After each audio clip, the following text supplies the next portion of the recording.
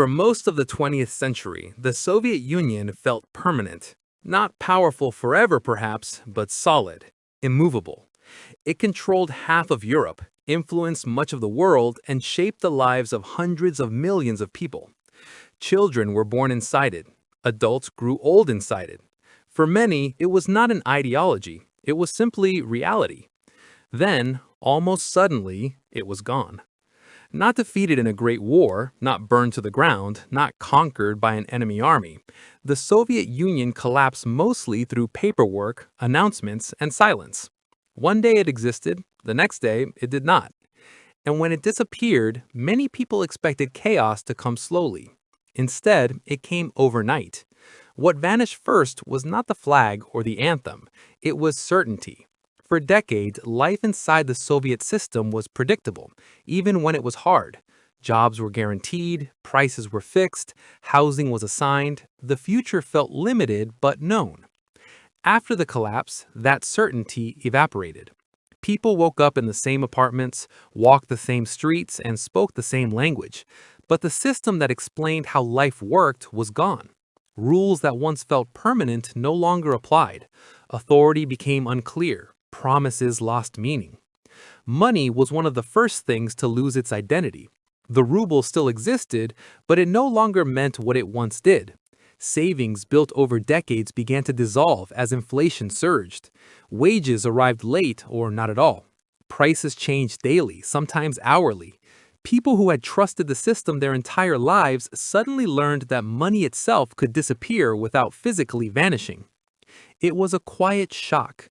Factories did not shut down immediately, but they stopped making sense. They had been built to serve a planned economy, not a market. They produced goods no one knew how to price, sell, or distribute. Supply chains broke. Orders vanished. Managers waited for instructions that never came. Work continued, but purpose did not. Many people still went to their jobs, even when pay stopped, not because it made sense, but because it was all they had ever known. The system had trained obedience, not adaptation. When the system vanished, so did guidance.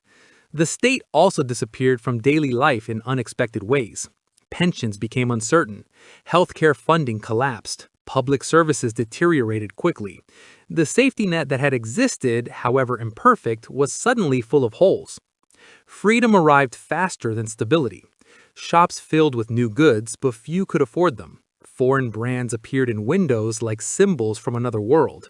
Choice expanded overnight, but purchasing power did not. For many, freedom felt theoretical. What truly disappeared was trust. People no longer trusted prices, banks, contracts, or even employers. Agreements felt temporary. Promises felt fragile.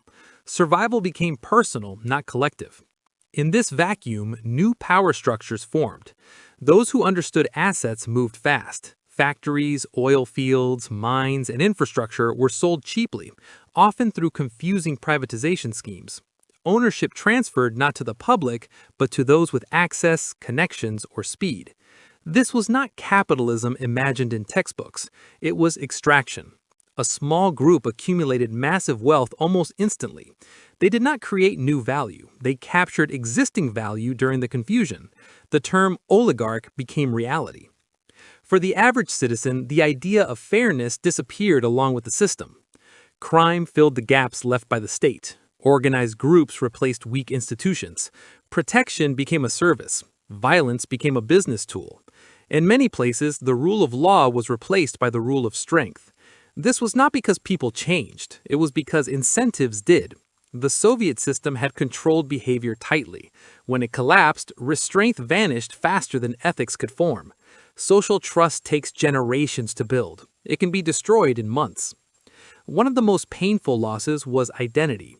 People had not just lost a country, they lost a story, a narrative that explained sacrifice, struggle, and purpose. Even those who disliked the system felt its absence deeply. The future felt unanchored. Former Soviet states experienced this collapse differently. Some stabilized faster, others fell into prolonged chaos, but everywhere the same pattern appeared. Systems vanished faster than replacements could be built. This created a deep lesson that many outsiders misunderstood. The Soviet Union did not collapse because people wanted freedom too much. It collapsed because systems failed all at once. Markets were introduced without institutions. Prices were freed without protections. Ownership was privatized without trust. Capitalism arrived without the slow cultural foundations that make it work. The result was not efficiency, it was shock. For many who lived through it, the collapse taught a lasting fear of instability.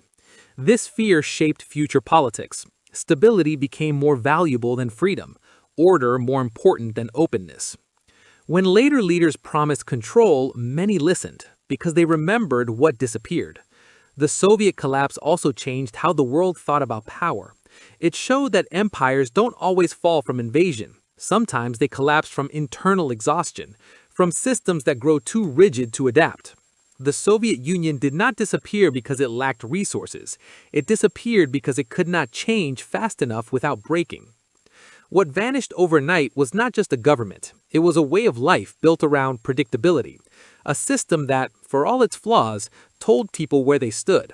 When it disappeared, millions were left to figure out the rules on their own. Some adapted, many struggled. And that struggle still echoes today. Because when a system collapses, it's not replaced by something better automatically. It's replaced by whatever fills the space first. And the space the Soviet Union left behind was enormous.